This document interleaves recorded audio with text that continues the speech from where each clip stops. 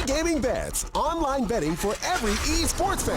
Dota 2 and Hearthstone, CSGO and Overwatch, StarCraft 2, the choice is yours. Express bets for multiple matches or live bets on the game you are watching right now. Know your way around Dota 2? Make a prediction for picks and bans. Playing CSGO? Guess the number of rounds in a certain match. Daily quest for all participants and all the best choice of payment systems. More than 600,000 users have already made their bets on the spectacular matches since 2011. EGB.com. You know for sure who's gonna win.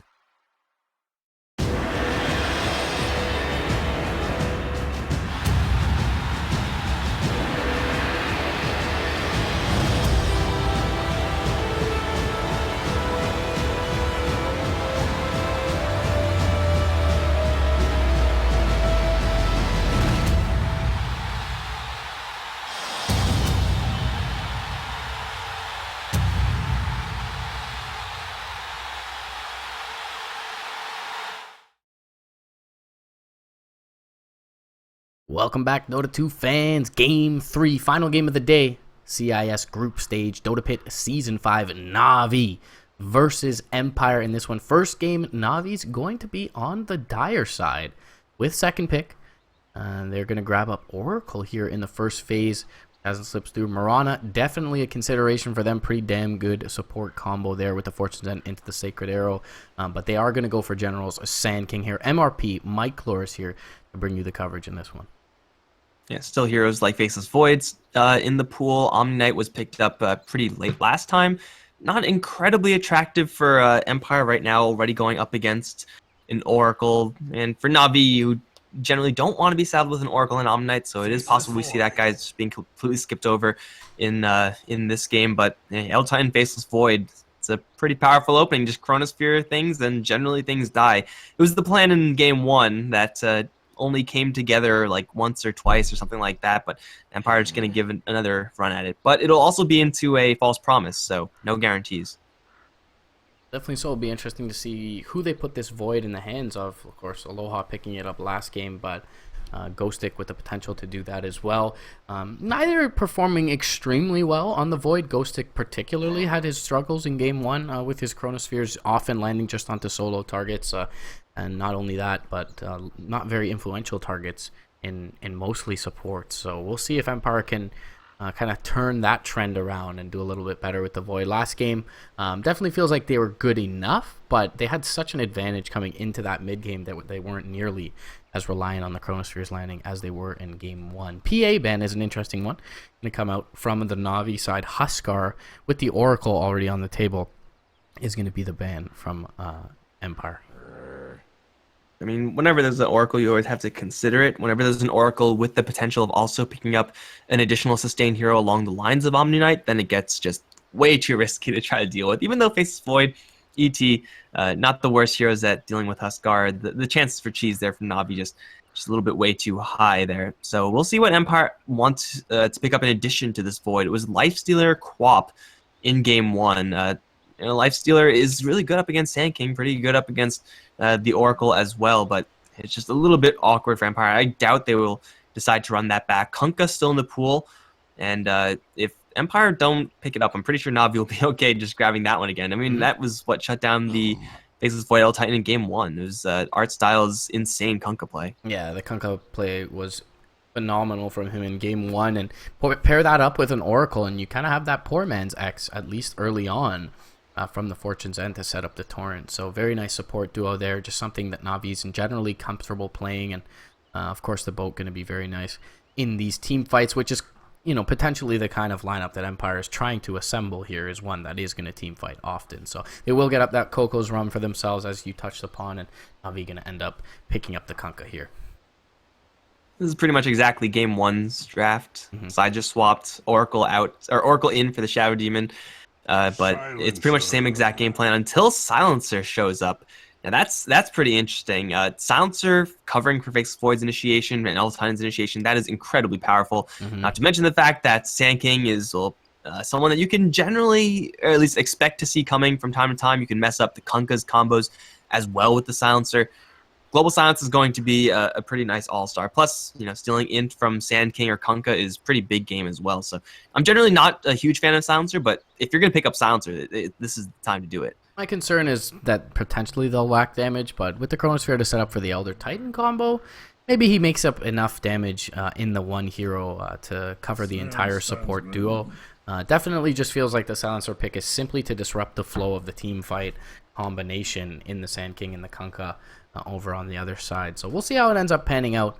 I highly doubt it's going to end up being in the core role here, and my concern would lie mostly on damage and setup. It's going to mean that, much like in Game 1, Empire is very reliant on this Chronosphere, and sure, they can cover it with a global, but if the Chronospheres don't land well, then it doesn't seem like the team fights will go well for them at all, which is, I mean, obviously very typical to say of a Void lineup, but not having something like a Lion or a Witch Doctor to cover you with damage, or perhaps even a Skywrath Mage, is a bit concerning for me. Speaking of damage, though, they're going to go for the Morphling here. And yeah, as you mentioned, just very similar to early on in the day. Going to have a lot to contribute into this Chronosphere, though, will the Morph. Just right clicks at the very least. And Morphling right clicks are usually pretty good. Na'Vi do pick up the Sven here, which is good for a multitude of reasons. Not only is there a lot of stun duration already on the Na'Vi side, so they have even more control coming from a core with another stun, but armor, or the Warcry armor going up against any Faceless Void drafts, any Elder Titan drafts, is super valuable. Fighting up against that natural order and put them together makes it even more valuable. Sven, just with that survivability aspect alone, is going to lend Na'Vi with so much extra durability. Plus, he's a hero that tends to want to get BKB. So Global Silence to slow down the Sven generally isn't going to do all that much against him. He just BKBs the Global Silence off and then continues doing Sven things. So Na'Vi still looking for their mid lane, I would imagine, unless they have another little bit of a switch up. Although I don't expect that to be the case, a la Game 1. Small scale initiation for Empire should be really the concern at this point. Like they have the team fight in spades. They just have to make sure that they start it in a solid fashion. Faceless Void was the only one to do it in Game 1. That's why we saw all those one-man chronos, because he's just difficult to initiate with on a small hero basis. I'm worried about Empire getting to the mid-game with enough in their pockets.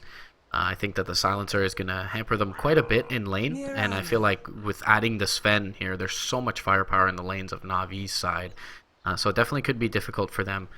This is a hero that can apply a lot of pressure in the early game, though, and also contributes a lot into the Chronosphere, especially considering she'll likely be in the farming role in the mid lane for Na'Vi here. So not often that we see this Mirana slip through this deep into the pool. But to add to your BKB point about the Sven, not really caring much about global, I mean, he's going to try more often than not to jump in, initiate the fights, and use at least Stormbolt and God Strength right away, if not Warcry as well. So if he gets those two off, Global Silence doesn't really mean much for the Sven. So I definitely agree with you that pick is going to be nice there. But Mirana, I mean, is almost always going to guarantee at least one kill in the Chronosphere with the arrow, effectively making it like 9 to 11 seconds of stun on any target. So really nice pickup here synergistically with what Empire already has. Ooh. A little bit of mix-up here. Ooh, indeed. Dendi mid lane Kunkka, art style Chen is going to be, although in the first game of the day, Chen and Enchantress banned out by Empire. As these series kind of develop their own meta, Empire just overlooking it in this third draft, and Na'Vi will get, I talked moments ago about the lanes here for Empire, and Mirana, one of the good heroes to deal with Chen. She can just arrow down one of the creeps, but likely will be in the mid lane, so it feels like art style can get some work done here early on. And also, when you see a Kunkka picked up nowadays, your first instinct isn't, oh, he's going mid. Like, you see a Kunkka on Navi's side, you don't expect Dendi to be picking up. You don't prepare for that. And now that he is actually there, well, Tidebringer harassment definitely adds up towards the mid lane. Having a Chen gank the lane that a Kunkka is also in is very difficult to deal with. Even if you do have something like Leap to get out, well, they have something like X Marks to bring you back in. And that goes for both Mirana Morphling, I guess Faceless Void as well. So X Marks being leveled up a little higher, because Dendi, being a mid lane player, I would expect him to go mid lane with this Kunkka unless they further decide to switch things up, will tend to have more experience. So we'll be able to get the Tidebringer levels, the Torrent levels, and the X Marks levels. So this Kunkka is going to be definitely a diversified threat. I like the mix-up for Na'Vi. I mean, at the very least, it threw a wrench into how Empire expected this game was going to go. And at very best, they have a pretty hard to gank hero because he's so bulky in the mid lane. Yeah. Definitely like the switch up at the end from Na'Vi. It feels like Empire's draft is a super comfortable one as well, though. Anytime you're able to get Morphling plus ET, you've got the Chrono on top of the Mirana combo, so there's going to be a lot of damage coming out from this Na'Vi side. However, they are a little bit burst oriented with potentially the E-Blade build with the Mirana double Starstorm at the start, and if Na'Vi and Seneko are able to get off some key false promises, they can certainly turn some fights. It's all about that positioning. Ghost Stick, if you're going to Chronosphere, you got to make sure that the Chronosphere is in the right place to at least isolate the Oracle out to make sure that someone is there to deal with the Oracle. It's generally not that difficult, especially with what Empire have. They have a lot of mobility, so getting to the back line isn't really going to be an impossibility for the Empire side. But we did see how General Sand King just kind of trounced the Empire side in game 1, and it doesn't seem like this bottom lane is going to be super difficult for a Sand King. Should expect to stay in this lane for quite a long time, but we have to see if he's actually going to be able to get a lot of farm on the level of the first game. Courier is coming out, Miposhka nearby, but there's a certain chance for Seneko to snipe this out. He's got really fast base attack time as an Oracle, and he will be able to grab it up early on. Was it even bringing anything out? There's no salve onto G. Oh, that's odd. But it's dead. Yeah. Well, I mean, Mirana has all of her items, right? So let's just say it worked out pretty well for G in the end, item-wise. But no Courier is going to be a problem because, again, Tidebringer harassment is very, very quick to add up. Even though, just level 1 right now, we can already see Dendi putting the screws to G. Already one share tango gone.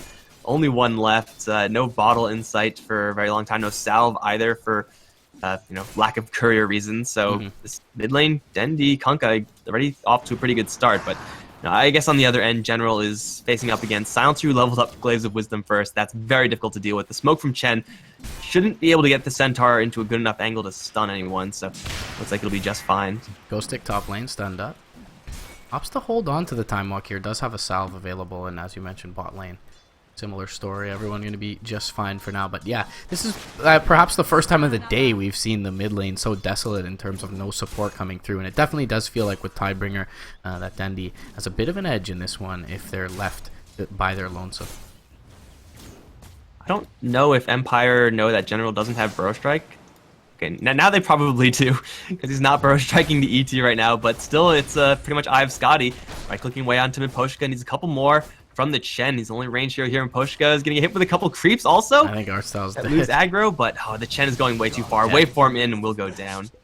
Artstyle going to be the first blood spilled here, and unfortunately, it actually isn't first blood because one of the creeps end up bringing him down. But this is a bit worrisome for Na'Vi, the fact that Artstyle's spending his time in lane, not farming up, not pressuring mid, not pressuring the off lane, and I mean, they're still farming just fine on the Morphling. I mean, Aloha Dance has 7 denies in this lane to couple up with his 10 last hits, so doing very well in terms of creep score, and Artstyle really yet to have his presence felt by the Empire side. Same time, it's nice if the Chen does gank the Mirana. Dendi doesn't really need the help right now because they're getting Elder Titan kills. That's one thing for General, able to do that, put that one together by himself, but the Kunkka is just demolishing G. Like, he had to walk back to the fountain, and he's now back in, but Tidebringer being leveled up and Mirana still with no real source of sustain outside of just occasional salves is really taking a lot of damage and not able to regenerate it. Plus, Na'Vi now turning around, getting a kill in the bottom lane. The mid lane's all locked up. Bottom lane is being heavily challenged, and Sven's free farming top lane, so it's all coming up Na'Vi. Ghost Stick finding some decent levels on the Faceless Void. They do get a D ward by virtue of that kill that Miposhka concedes. So King R under gold into his pockets, a little bit of experience there as well. And they take the vision away from this off lane. So perhaps we see Artstyle retreat for the next little bit towards the jungle and make a move thereafter. Mid lane, G is going to get torrented up. Just a bit of harass coming his way from Dendi. But yeah, the stable kind of passive laning stage certainly does seem that Navi's gaining a slight edge in that respect, and they do have a Sand King to get active very early on to respond to Empire's Void, who's going to look to do the same. Art Style has two of the better creeps to gank with, and he has a really good angle on G. If he decides to leap, it's still going to be a kill most likely. They just need a torrent, and yeah, the Chen will pretty free kill, and they secure the rune for the Kunkka on top of that. So Mirana's having a nightmare game right now. Unable to CS, has to worry about being ganked. Doesn't really have many great heroes that can help her out in the lane either. I mean, Silencer rotating in versus Dendi, he will suffer the same fate because Tidebringer does not care how many units there are. Na'Vi just have this mid lane locked down, and Dendi's getting some revenge off of how demolished he got in the last game. Yeah, and did end up playing very well on the puck despite having a very rough lane torrent. And the bolt gonna come through. G gets the leap off just in time. There was no net there from Art Style. Not sure if he was quite in range for it. It felt like he was though. But either way, I don't think the net. I think you can pounce out of net regardless. You're just held in place, however many units away. So it doesn't seem like it would have mattered much. But G barely gonna survive. There's still a lot of pressure, as you mentioned, being applied to this Mirana. 16 CS to the 26, and maybe more importantly, 14 denies of her laning equivalent. But Dendi, speaking of which, gonna torrent up, connects onto 2. And Curse, well, leap forward, couple more right clicks. Glaives of Wisdom will be there. G, the one to pick up the kill. As Saneko just a bit too late to help out his mid laner. They get a much needed kill on Dendi just to give G a little bit of extra time to get more CS, get a little bit more control over this lane. It does cost them 2 heroes towards the mid lane though, away from bottom. So Sand King, caught at a bad time, is still going to take a lot of damage, has to return to the base. But now just up against the Morphling isn't really going to be worried that much about how his lane is going to go because of how low range the Morphling is and how good Adaptive Strike, Caustic Finale is rather, against the Morphling. And he's actually going to find a pretty good angle in the Silencer as well. Burst Strike, Net, and Stomp all layered a lot, but I don't think it matters because of all the Caustic Finales set up. As General just pops them with all the creeps in the area. Nice and play. over towards the mid lane also. And Na'Vi are just everywhere. Yeah, very decisive play there from General.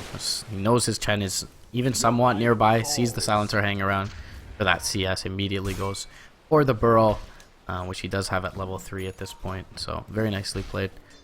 Probably was a level 2 Burrow for the kill prior to that, but either way, General, as you mentioned, doing well in the lane. Sitting on level 5, he's got good CS right now, 12. But wow, Ghostic is doing very admirably in the top lane as well. About the same experience and 20 CS on this Void though. As I say that, he is going to be torrented up, tries to time walk away, will be killed off. Saneko the one to take the last hit there, as Oracles tend to do. Speaking of Admirals, right? Suddenly Kunkka. Look at this stack on this top lane for Na'Vi. This is a ton of creeps right now. Adichira is going to God Strength to clear that one. It's very rare that we see this stack being created so high just because it's so easy to contest. Faceless Void can't really do that. So this Sven's going to get a huge influx of gold, and it's not really going to be at the cost of anything. We do have a Moonlight Shadow going down towards bottom lane Chen. There's no way to escape that stomp. Now he's going to get hit with everything in the kitchen sink. General is here to try to back him up. They still have a couple of trolls here. 2-man Burrow Strike, and Poshka is taking a lot of damage here. G's going to jump in, kill off Art Style. They will lose the L time, but probably gain General in a double kill. Are getting a decent amount of stolen intelligence this early on. I think that should be all right for Na'Vi. Losing General there, not exactly what you want ideally, and Saneko does rotate in late, but they pick up the Soul Ring on General, so he doesn't lose all that much gold. Arcane Boots were purchased recently by Artstyle, although he definitely lost a little bit more, but Mirana forced to rotate down. Dendi has free time in the mid lane, 2nd overall net worth. Big stack cleared up by Dityara. He's been uncontested, has that Helm of the Dominator, so I think Na'Vi are still fairly content with how this early game is going. Kunkka now has that maxed out Tidebringer, so lane control is at maximum for Dendi. If it comes to it, creep clearing, creep stack clearing as well, also available. Saneko's probably going to go right back and prep up the jungle even more when it's more time to spawn, but they already have stacks being created in their jungle for this Sven, for Dendi, really for whoever, but now he has a chance to get more points in X marks and Torrent. Like, he's actually going to be able to up his utility game from the mid lane. That's what you get from a mid lane Kunkka as opposed to a support Kunkka. You just get raw levels. Like, 8 minutes in, a support Kunkka will be like, what, level 4 at this spot? Like, level 5 on a really good day. Having those extra couple of levels for Boat plus more damage from Tidebringer, reducing the cooldown to 4 seconds, it's a big deal. Test of Faith comes out, couple more right clicks as General once again finds him, and now they've rotated into Saneko and Dendi as well. Aloha Dance maybe feeling that the aggression is going to be stymied here, but here comes the Burrow Strike. They've got the Bolt coming in as well. Torrent perfectly placed, and he won't be able to waveform out. And that is a massive kill for Na'Vi to find a Morphling who was essentially free farming up until that point. Right atop, aside from the Sven who had that stack to farm, the CS chart, and they will get that kill onto the Morphling, as well as put some pressure into this tower, perhaps even bring it down. All the meanwhile, Dendi able to port back mid, defend that tower up, get himself some farm. So Na'Vi really happy with the last couple of minutes. Chen brute force, still good at killing off towers, regardless of how uncommon the pick may be. And with Mechanism on the way, it seems like Na'Vi will be, well, pretty much as prepared as you can possibly get to start forcing down the rest of the tier 1s. Top lane may be an issue for Na'Vi. Pretty big group up here. Silencer doesn't have global just yet, but there is a Chronosphere on the Void. Unfortunately, there's no one remotely in the area, so Smoke up for 3, itching to use this Chronosphere. They're going to find nothing but a couple of stacks of creeps. Barely anything relevant. And even if they do find someone, you know, the rest of Na'Vi, they're kind of close enough together that they may lose one person, but they're able to at least retaliate with some other heroes. Yeah, they didn't find any heroes, but they need to find King R a new computer at some point after today. They are stacking up the Ancients as well here for It-Your-Ra, who's having a great game thus far. Can pick up a Blink or Echo Saber fairly soon. He's got 1,700 gold. He'll have a triple stack of Ancients momentarily, so things looking good here for Na'Vi early on. Perhaps they want to be a little bit more farmed on general, but opting to vie for the Soul Ring before going in for anything like a Drum or a Blink Dagger. He's still at a great position in this game. And this represents a pretty big opportunity for Empire. If they're able to get in here with more heroes than there are right now, they can make a lot of action happen with the Chronosphere. But first of all, bot ET body block. Sand King's gonna have to walk in so far. It was a good attempt, I guess. So unfortunately, he didn't have a Troll Creep or Centaur Conqueror. In that case, he may have been able to net the kill. But It-Your-Ra again gonna get a huge influx. Quad stack of Ancients there. He's almost doubling the mid lane Mirana and does fully complete up the Echo Saber. Really hard to bypass that item on this hero. Very, very good synergy there. So he can rely on General to get the initiation for him for now. Get those couple big swipes off with the God Strength as a follow-up. Dendi also going to offer that. 3 levels in the Torrent now. A little bit low on the X in this one, but does have an invisibility rune. So that may be just enough for him to find a kill. We're seeing if anyone wants to defend this tower. So Nako right-clicking away at the tier 1 in mid may give away that there are other heroes nearby, and it looks like Empire doing the same. Yeah, just Chen tanking the tower, standard stuff. NBD, BD guys, but yeah, for now Empire privy to that, wisely so, will take out the tier 1 in the top lane for Na'Vi's side, but Na'Vi at the advantage right now, 2 tier 1s to 1 of their enemies, and General will shove the lane in, and they'll look for more bottom where Aloha Dance resides currently. Dendi does have the X, can hit it, of course, from close range. And he will pop off the first Tidebringer hit. Torrent is there, pulled back perfectly. There's the stun as well, trying to bring him down. They don't pop the God Strength, though, so Aloha Dance still fairly healthy. Has a lot of strength morphing to do if need be. Moonlight Shadow, for now, is going to keep him safe, as Na'Vi did not bring detection with them. She just got like a minute and a half, 2 minutes of free farm towards top lane, took down the tier 1 tower, is still pushing in, threatening the tier 2s now of Na'Vi. This is exactly what the Mirana needs, just a little bit of extra gold to get that Ags up. To get that up, and then usually the rest of your items, you know, kind of fall into place just by virtue of how fast you farm. But no challenge on this top lane from the Na'Vi squad is going to be a godsend here from Empire. Silencer also getting a good mix of experience from sticking around that top lane as well, now has Global Silence. So Empire, they do have the Chronosphere, they have the Global Silence, they even have the Earth Splitter from the ET leveled up rather early because of the fact they have the Faceless Void. So they are ready to challenge Na'Vi at this stage. Will be in almost the perfect spot while they're trying to kill off Roche. Can they actually make it happen though? There is a Blink Dagger coming out for Sand King? No, not quite, just drums. Still jumping Chronosphere. Global Silence is there, but they're trying to go for the Sven. Probably the tankiest target. He's going to take a hit from absolutely everything. He's still not dead yet. Pops Warcry and is just going to turn around and demolish the Void with the help of the Gen. There's the false proms onto the Sven, letting him go ham. Great stomp though, onto 4. Helping to disengage. They lose the Void. Morphling on the run as well. Sand King looking to intercept. Torrent off the mark. Burrow Strike is not though. Here comes the Epicenter. Strength Morph. How broken is it?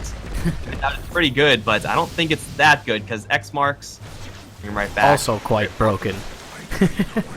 X marks can be, not quite as broken as Strength Morph, but pretty darn good. Ditya in the meantime gonna watch his team, or gonna allow his team to finish off that Morphling while he finishes up the Roshan. So Aegis in hand for him. By the time, within this 5-minute window that he has, the Aegis should be able to pick himself up a Blink Dagger. He's going to TP up top lane. There are 2 heroes nearby. Could be a little bit risky here for Ditya, and he will think better of it, keeping under the safety of his tier 2.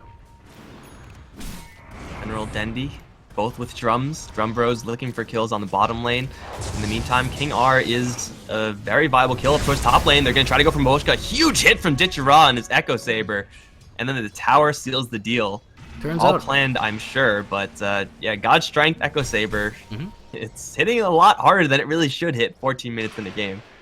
Yeah, turns out Echo Saber pretty good item on Sven. What do you know? 2,000 gold in his pockets, and he spent the first minute or so up in this top lane, being afraid of dying. So we'll have this Blink Dagger relatively soon, and as soon as that God Strength cools down, look for Na'Vi potentially to fight around this Aegis Armlet. Going to be picked up soon for Dendi as well, and he is currently a level 10 on this Kunkka, second highest in the game, only to his allied Sven. So Na'Vi looking great in all facets of this game thus far. Almost 10k in the way of net worth lead, 5k in the way of experience. Everything looking good for them to hit their timings. They do have the mechanism as well up onto art style, so that's going to synergize very well with the False Promise from Seneko. Hand of God, much in the same light, and the Blink Dagger picked up now by Ditya. They'll look to take out this low-hanging fruit here of this tier 1 in the offlane. More momentum for the Sven. He's got the God Strength up in 5. He's ready to go, but at the same time, Empire are all ready to go as well. They have the Chronosphere, they have the Global Silence. Moonlight Shadow not really going to yield too much for the team. They still desperately need this Ags on the Mirana before they're truly ready to challenge Na'Vi in a fight heads up when Na'Vi are not in a corner fighting Roshan. So it is going to be an easy tier 1 tower, you say, low-hanging fruit. And the Sand King is going to go ahead and complete up a Hood. He's getting a lot of cash, was expecting Blink, but I guess he figures, hey, my Sven has Blink, I don't need one right now. Sure. They have Dendi for initiation as well. The X mark starting to level up there, or will start to level up there going forward now that he's hit the level 11 mark. And Armlet going to be delivered out soon to him as well. Ghostic trying to farm up the enemy jungle on the Faceless Void for the time being. And he may run into art style here, but no one really nearby the Chen to help out with that kill. The Empires need to dodge fights. They're the Na'Vi of last game, except in this game. And they do have... Oh, what happened to Mirana's goal? I thought she just had her Ags. Guess I miscounted. So yeah, she needs a little bit more time, I guess, to complete up that Aghanim Scepter. And all the while, Na'Vi are going to start locking down the map. Looking at tier 2 towers, which with the Sven is pretty quick to take down. Plus they have a stack working. Plus they have the Aegis. Everything is coming up Na'Vi right now. And in the meantime, like, carry Morphling in the middle of the net worth chart behind the enemy Chen is not where we want to be. He only has Perseverance, which is doing pretty much nothing for him. Strength Morph helps him live, but he's not really a threat. Yeah. And once again, it comes back to you pick this Silencer support, and he offers you a lot in the way of utility, but with a Morphling who's basically just there to survive in the fights, where is your damage really coming from?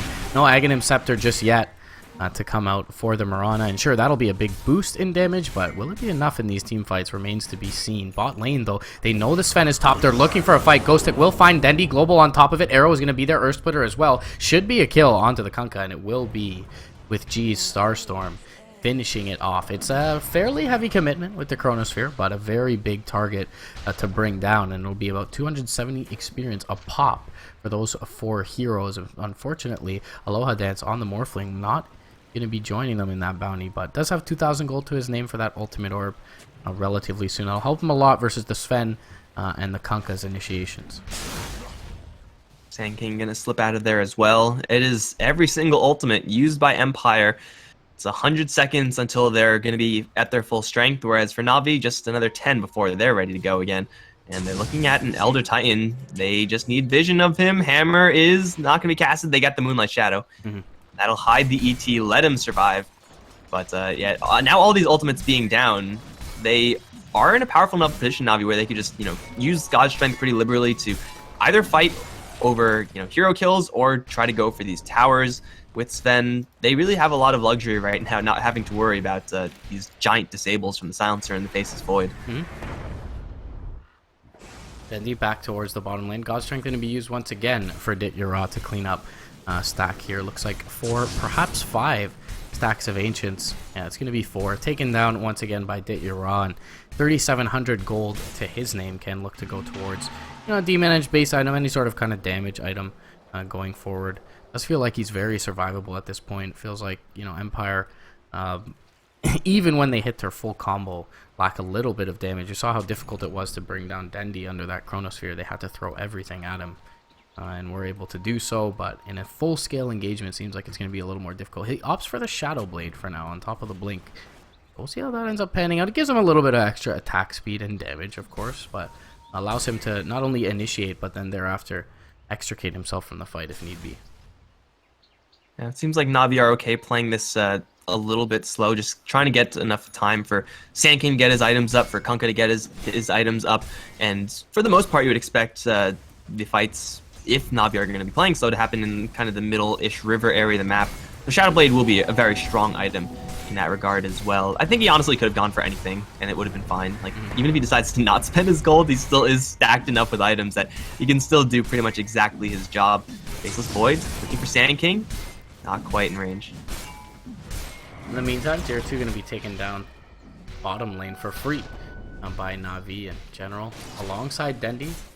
In close quarters to the rest of the Empire lineup, Ghostic has a Blink Dagger available. Does he want to go for General here? I think better of it. TP in from Dit Yura, Shadow Blade up. It's going to hurt a lot. As long as he doesn't cast the hammer to make it here. Looks for the TP out. Global will be there. They'll be able to pounce away on G. Moonlight Shadow comes out as well. No detection, no Blink Dagger from General. He just finds a Replicate. And they are going to expend the Epi for this Replicate. Got him. But either way, not all that much lost by Navi's side. Empire, though, happy to have G survive. They do use a Global for it, however. And yeah, BKB's still pretty good item for the Navi side if they ever decide to stop building Shadow Blade and start building into those actually fight-ready items. Ghostic going to try to go for Ra. With the help of Mirana, it's going to take a lot of damage, and it's not quite enough. Shadow Blade to escape. I'm pretty sure that's not what the plan was with the Shadow Blade, but, it does help you escape sometimes. Yeah, point blank arrow there, not enough duration on the stun. I feel like if she shot it from the beginning anyways, because it was earlier, it would have been about the same thing. So can't really fault G for leaping in to get the Starstorm off right away, but they are unable to bring down the Sven, who's proved definitely to be a tanky target thus far in the game, and has that Helm of the Dominator for that extra bit of armor. So Chronosphere off the board, Global Silence off the board. There is no Epicenter for Na'Vi, but they do have a Blink Dagger for General now, which they did not in the last engagement. So definitely looks like a good time for them to fight. Oh, a dance. Killing on the bottom lane, trying to get it. There's harassment onto art style. Nothing major there. Roshan is once again alive, and Na'Vi have a little bit more access to that. A minute left for the Faceless Void Chronosphere. And fortunately, Na'Vi aren't quite yet in position right now. Dit Yura doesn't even have a TP scroll, so he can't even get there if he wanted to.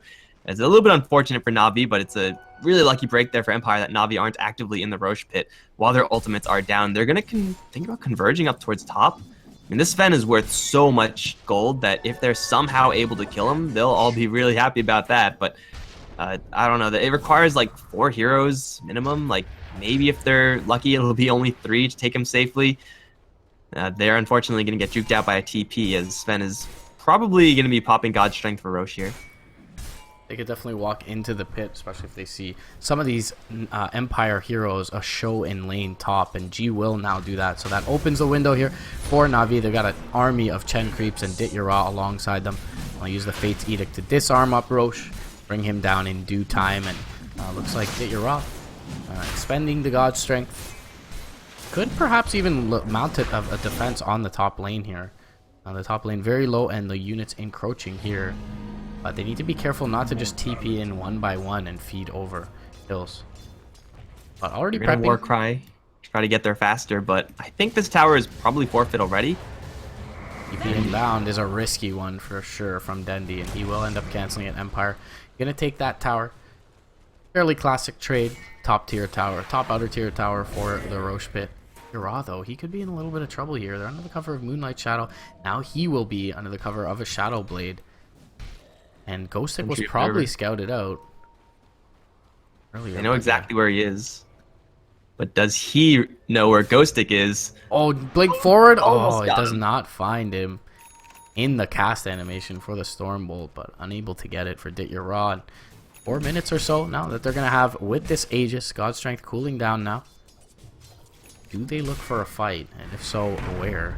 Mid lane, they are going to converge as 3.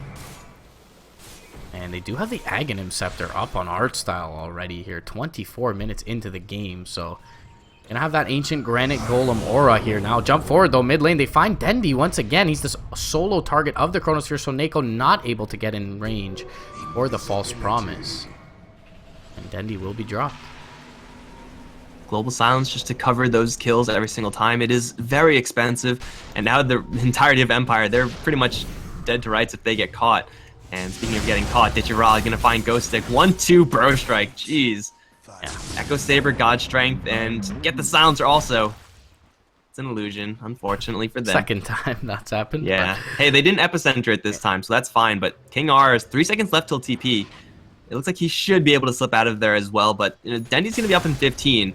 Na'Vi are going to be at full strength in just a minute, and Sven honestly doesn't even need God Strength to still be a very effective hero in these fights. So losing a hero every so often to a Chronosphere and a Global Silence for Na'Vi isn't actually all that bad. Like, they are starting to give the Mirana and Morphling a little bit extra farm space compared to what they were at earlier. That is a concern somewhat for Na'Vi, but man, Ditya Ra is just so stacked that it seems like they just don't really care about anyone else. He just bought Boots of Travel, interestingly enough, on the Sven, so that's gonna hurt his attack speed a little bit, but we'll be able to be a little bit more active across the map, try and deal with any of the split push coming from either the Mirana or the Morphling here going forward. And with the Blink Dagger, I mean, that could allow him to certainly set up kills. General has picked up a set of travels of his own as well to contribute in with his Sven. Oh, he's TPing.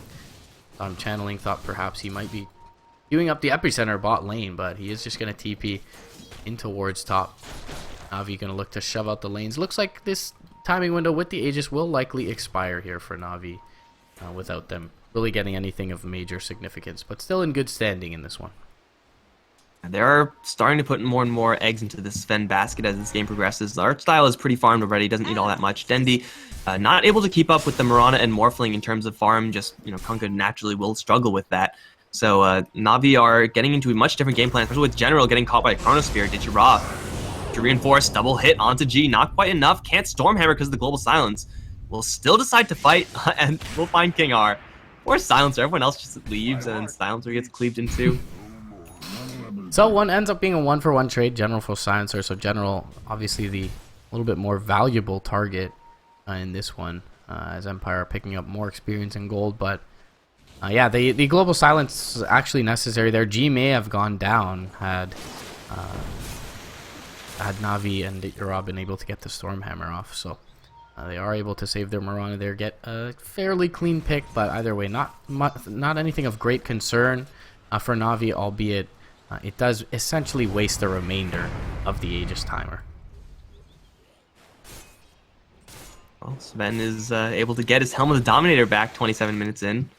Which is usually not going to be happening in any normal Sven game, but this is not a normal Sven game. Definitely far ahead of where he usually is, and, well, maybe Ancient stack some more in the future. Chen will grab some, but Chen's got a pretty sizable army. He's going to be shoving over mid while they're also going to go for bottom. X marks onto the Faceless Void. Again, sliced apart. X marks showing its value one more time. Yeah, no Chronosphere for a good 50 seconds. Time to see what they can do to this tower. Yeah, he is probably the biggest proponent of their high ground defense is that Faceless Void. So very conveniently placed pickoff for Na'Vi right outside the base. And they will purge the silence off of Dendi. Connect going to be popped up. Ditya getting a little bit low, and the Aegis just expired. They put the Fate's Edict on him and get the God Strength off, and he will end up being sent back to base by Artstyle as the rest of Na'Vi turn tail and run. Stomp will catch the backside. The jump charge there from General, allowing them to make it out of base. Arrow will be soaked up by the Ancient, and because of the travels, Ditya can jump back into the fray here, but no God Strength at this point. Does have almost enough for the Daedalus, however. Well, they are unable to hit any significant timing as far as pushing is concerned. Still, the tower's down 1,000 HP. Yep. Not nothing for Na'Vi. But Empire, they hold without putting themselves at too much risk. Now the Global Silence and Chronosphere once again are up. But Sven has an Invis. And a Shadow Blade. He can stun Aloha Dance here. Yeah. Not anymore. Lincoln Sphere going to keep him safe for now. Aloha Dance will be able to make it out to the north. Does have a set of travels of his own. Still not the biggest presence in terms of damage dealing, however, in these fights. 1,900 gold on top of that. G, they're going to rely on a little bit more in terms of damage into this Chronosphere for Ghostic. And Ghostic has delivered thus far with his Chronos in the game. At least, even if they are single target Chronos, they've been valuable targets, unlike what we saw in Game 1. So we'll see if he's able to deliver in one of these full-scale engagements here. They're going to run into a replicate, but they are under the cover of smoke, so they will know that Empire is nearby. Seneko going to have his smoke pop. They'll find G in the trees. G immediately Moonlight Shadows pounces off to the west. Aloha Dance may not be so lucky. The Global has to be there in order to cover their Morphling from being dropped, and was nicely placed by Empire's side, but that is a couple of minutes with no Global Silence up for King R. Oh, and they actually do find the Faceless Void? How the hell did they know that he was there? Zach. Yeah. I'm not really sure what happened, but it worked, and now Sven still has some more God Strength for G. G has a BKB down. G has no Lincolns. He has a BKB, but that's not going to be up in time. Gets the crit, gets 2 crits. That was just 1 crit. Okay, BKB. Alrighty then. Hate to see that kind of thing happen. Yeah, that's always feels bad, man, but 2 very savvy kind of picks there found by Ditya. One in the trees and then finding G bottom lane. Able to take him out. This Shadow Blade certainly panning out for him thus far. Dendi going to clean up the creeps mid lane, and Artstyle will clean up the tower as Na'Vi minus God Strength will jump up to the high ground. They're going to look to take out this replicate. They will burrow for it. Stomp comes out. He's going to connect onto 4. Earth Splitter will come through as well. Bolt, though, is there from Navi's side to at least apply rum, and everyone will back out after being hit with that AT combo. That's a pretty nice value defense there by Empire. Spend 2 spells, I guess 3 spells, and force everyone from Na'Vi away.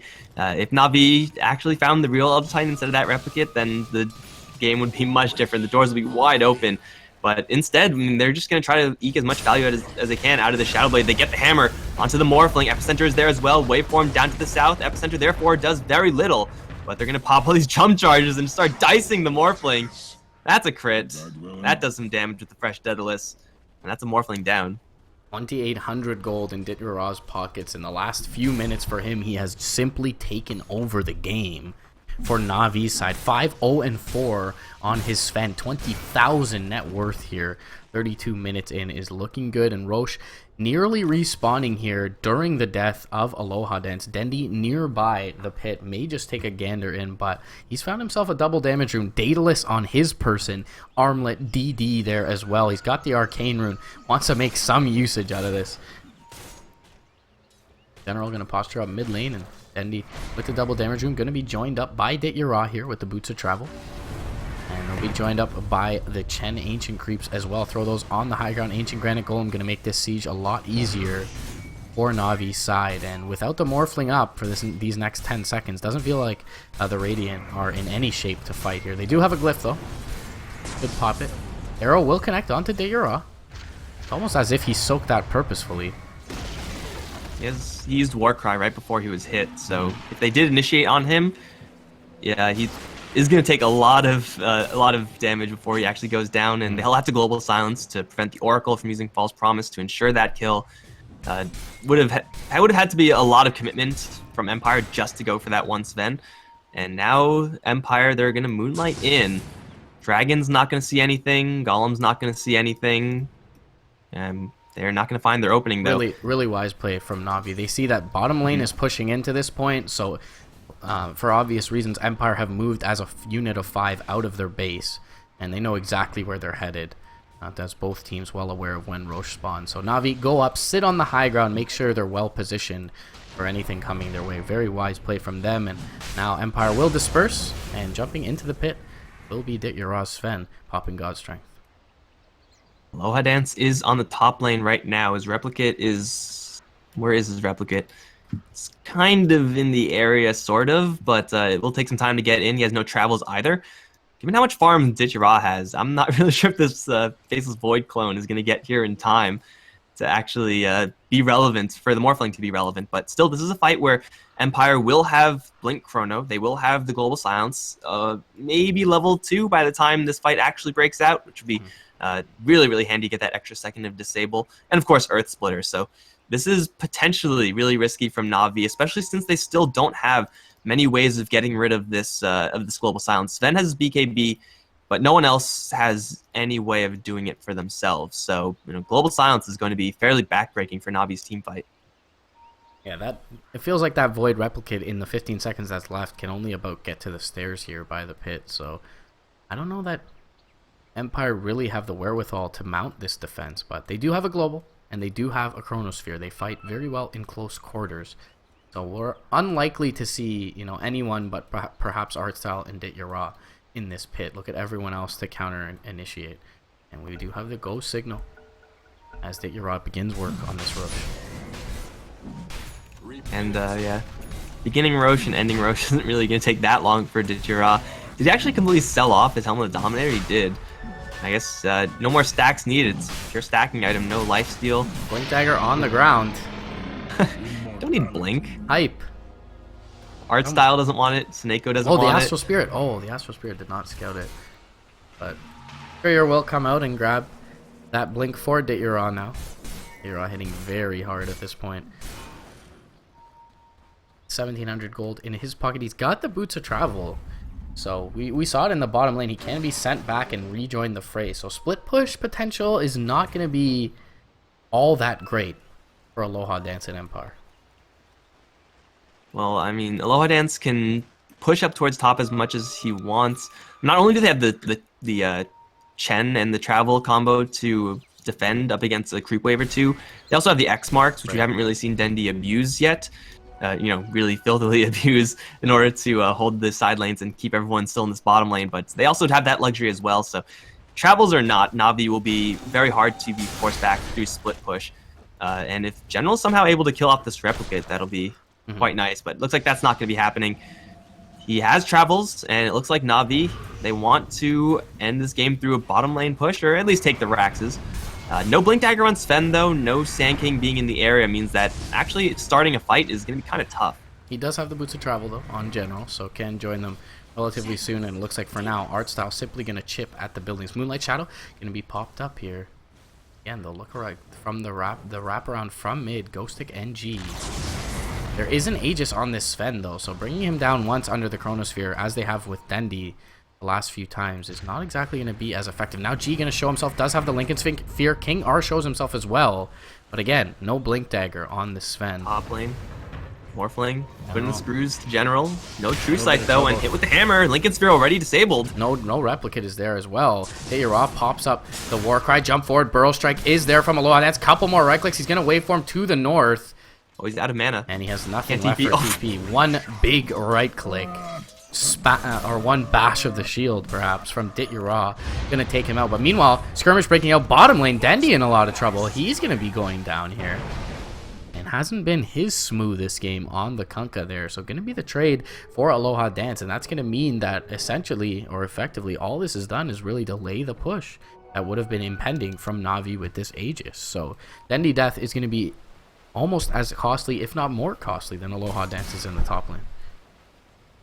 It's both heroes going to be up at around the same time. Another Chronosphere should be up by that time as well. I mean, it is pretty important for Empire to have this Morphling, and as long as Na'Vi have their Sven, I still feel like they can make some plays. It'll be a lot riskier. Yes, they won't have the benefit of the Rum nor the X marks kind of control that Faceless Void in the middle of the fight, but just let Dichira do what he does as Sven, and still Na'Vi can make some of these plays happen. Like, they're going to take down a free tier 2.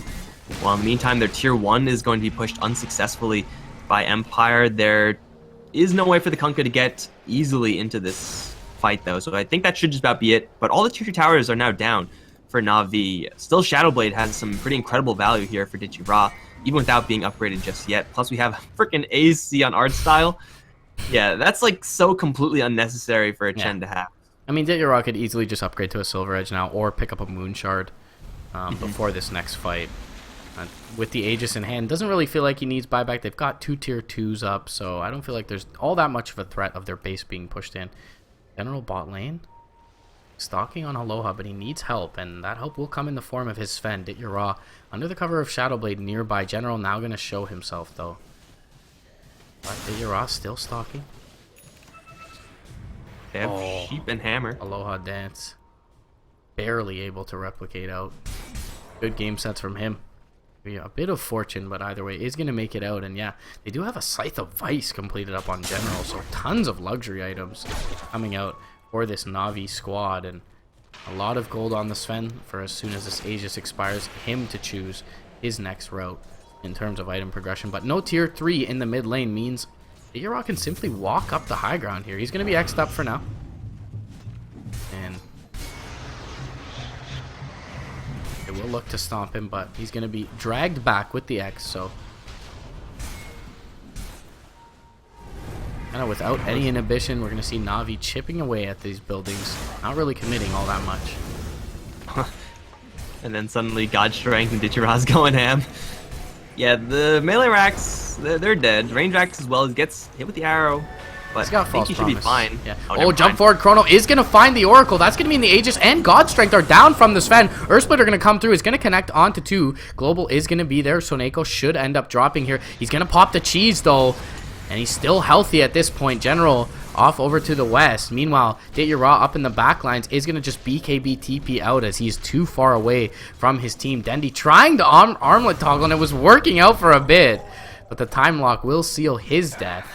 When all is said and done, they do get the mid lane of Rax and end up losing just the Kunkka for it. So it's expend Aegis and Cheese, but it was a bit of an awkward scenario where the Dichira Sven again kind of just soaks an arrow in the base and drags Soneko in, so Ghostic gets a good chrono off because of it. Still though, you hit a chrono that influential and only really end up with 1 net kill in the fight. Lost lane of Rax, not where you want to be as Empire. You can't make that trade happen again. Like, once is already costly enough. They need to very proactively stop this Sven from actually going in like that. It involves an arrow, involves global silence, involves Chronosphere in some capacity. Morphling's farm at this point is actually pretty reasonable, packing that Ethereal Blade and the Dragonlance, so we can attack pretty hard, pretty quickly from outside the Chronosphere, and just contribute that small amount of, that relevant amount of damage into the Sven. Although Sven has a lot of HP at this point, 4,300 with the Granite Golem aura, but 3,700 with the fresh Heart of Trask is not too bad for himself either. And he sees G. His Blink Dagger is still gone though, so he's gonna have to get in here the old-fashioned way. Yeah, and G is simply no basher either. BKB, BP out, but it does cost G a BKB charge simply to be split pushing. That is the 8-second one. And Na'Vi feeling very good about where they stand in this game. Unfortunately, Dendi with his last couple deaths hasn't really made much in the way of item progression, but Dichira should be more than strong enough to carry the load here for his squad as long as he's offered control by General and Dendi. Speaking of General, Refresher Orb on a Sand King. I mean, Scythe of Ice does give him quite a bit of mana, but the Refresher Orb active in of itself is pretty darn expensive, so it's most likely going to be an uptime Refresher Orb just to make sure that he has the Sheep Stick or the Epicenter, ideally both, whenever he wants it. This might be the only game in Na'Vi recorded history where Artstyle has more farm than Dendi by no small amount either. G, hit with the X marks, hit with the Boat and the Torrent. Not enough by itself. He's going to need a little bit more disable here, but Moonlight Shadow he goes. Invis Global Silence going to cover his retreat out. They still seem to know where he is. Chronosphere going to further cover his retreat, and Arrow as well. And it's nice to keep Mirana safe, but now they don't have any of their ultimates. Yeah, I don't know if that's worth G's death at all, or G's life at all. I mean, he does not have buyback, so G dying is essentially a death sentence, but with a Chrono, with your Elder Titan damage, with Global Silence, maybe you're able to kill off 1 or 2 heroes and stymie the push in from Na'Vi. But now, even with G and all of those abilities off the floor, it does not feel like they have anywhere near enough wherewithal to stop Na'Vi from pushing in. But yeah, once again, beautifully layered are the CCs there from Na'Vi. Gonna bring down Aloha Dance, Lincoln Sphere, be damned, and TP right back into the fray. God Strength was used by Dit Yara, so they likely won't have that by the time they hit the high ground, but Empire will not have a Morphling by the time Na'Vi hit the high ground, so definitely advantage dire side. Still a minute left before another Global Silence is available, so Na'Vi do have quite a few assets that Empire currently don't have. Chronosphere is back up because of the fact that it was Aghanim. They're going to try to go for the Sven. He's going to take an absolute beating from absolutely everyone, and he will go down, heart or not. General's Burrow Strike a little bit too late there. Here comes the boat. Epicenter is pretty good onto a lot of heroes, but General's taking a lot of damage in the meantime. False Promise will keep him up, as she's going to pop his BKB, just trying to poke at Seneko, but he's getting poked at back pretty hard by Dendi with the Deadless. Burrow Strike will ensure the kill. At the same time, keeping Pochka out of the fight. Buyback from the Sven will kill him off. And that's 3 buybacks from Empire, but they still have to face up against Ichira without a Morphling. Yeah, Aloha Dance on the sidelines for 18 seconds. Glyph is going to be popped up, but the melee Rax should just be dead in a moment, and it is. X is going to catch Ghostic when he tries to initiate into the torrent. Couple of right clicks. He's going to be brought down. Second epicenter of the fight for General. And they will get the lane of Rax bottom. Now Aloha Dance respawns. General, he's also going to buy back. No Chronosphere for 7 seconds. Artstyle seems to be the straggler that may simply be sacrificed. They're going to TP onto the Astral Spirit with Aloha Dance looking for more. But everyone else from Na'Vi is far and away from this Radiant base. And that is a hell of a lot of buybacks. 4 of 5 buybacks expended by the Radiant side. Get a little vision down in the base for the Dire. See it if you can, spot out any smoke rotations or see someone back defending so that they can take a 5v4 engagement. Na'Vi are very comfortable with where they reside in this game. Currently 2 lanes of Rax up, 3rd lane of Rax exposed, and still have 2 tier 2s in their mid and bottom lane. They lost that fight while not expending any of their ultimates, which I guess now they have their ultimates for the last lane, but they have to really make them count, seeing as though they don't have any buyback, and Na'Vi will probably have aged cheese on some assortment of their heroes. Roshan is once again up and about, so Empire are going to make a pretty desperate move, which even if it works out, they catch, General out, they still have to go through the tier 2s, or a tier 2, or they could just backdoor top lane, I suppose. That's also fairly desperate. Na'Vi, they all, their vast majority of the heroes have travels. They get Chen sent back. So maybe they can rush it down as an element of surprise, but seems like that's not even guaranteed.